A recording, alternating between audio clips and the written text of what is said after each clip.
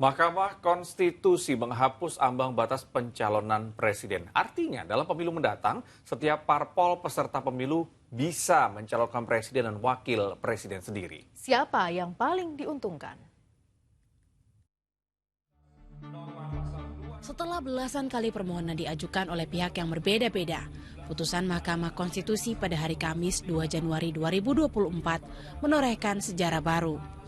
MK akhirnya menghapus ambang batas atau presidential threshold sebesar 20% kursi di Dewan Perwakilan Rakyat atau 25% suara sah dalam pemilu nasional.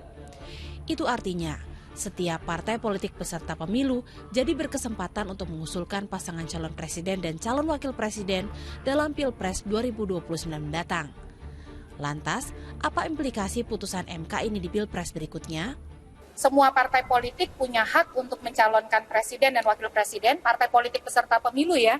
Jadi nanti kalau di 2024 misalnya ada 12 partai politik, maka 12 partai politik itu sama-sama punya hak untuk mencalonkan presiden dan wakil presiden. Yang kedua, persyaratan pencalonan tidak boleh merujuk kepada perolehan suara atau kursi di parlemen.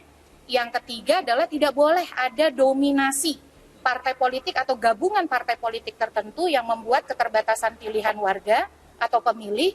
Yang keempat, partai politik peserta pemilu yang tidak mencalonkan presiden dan wakil presiden, baik sendiri-sendiri atau bergabung, maka tidak boleh menjadi peserta pemilu di pemilu berikutnya. Mantan Hakim Mahkamah Konstitusi sekaligus pakar hukum tata negara Mahfud MD juga angkat bicara. Lewat akun Instagram resminya, Mahfud mengungkap, dahulu ia selalu bersikap bahwa urusan presidential threshold atau ambang batas pencalonan presiden adalah ruang open legal policy yang menjadi wewenang lembaga legislatif dan tak boleh dibatalkan atau ditentukan oleh MK. Tapi putusan terbaru MK mengubah pandangan lamanya dan harus diterima dan ditaati oleh semua pihak. Pertama, karena putusan Hakim MK sudah berkekuatan hukum tetap alias inkrah. Kedua, keberadaan threshold atau ambang batas selama ini sering digunakan untuk merampas hak rakyat maupun parpol untuk dipilih atau memilih. Mahfud menulis, oleh sebab itu, vonis MK ini merupakan vonis yang bisa menjadi landmark decision baru. Ini bagus karena MK telah melakukan judicial activism untuk membangun keseimbangan baru dalam ketatanegaraan kita. Saya salut kepada MK yang berani melakukan judicial activism yang sesuai dengan aspirasi masyarakat. Dengan putusan MK yang dianggap revolusioner ini, siapa yang paling diuntungkan? Karena dirugikan karena akhirnya memunculkan banyak pilihan alternatif selain dirinya, kan? Paling diuntungkan ya masyarakat tadi, Mas. Karena mereka punya banyak pilihan. Yang diuntungkan lagi ya semua kandidat, semua figur yang selama ini terhalang dengan arah aturan presidensial threshold 20%, walaupun dia ketum partai, kali ini jalan dia terbentang luas.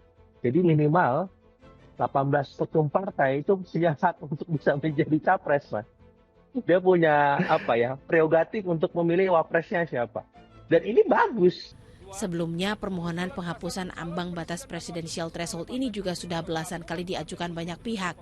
Tetapi selalu ditolak MK dengan pandangan yang sama, dianggap termasuk open legal policy yang bukan wewenang MK.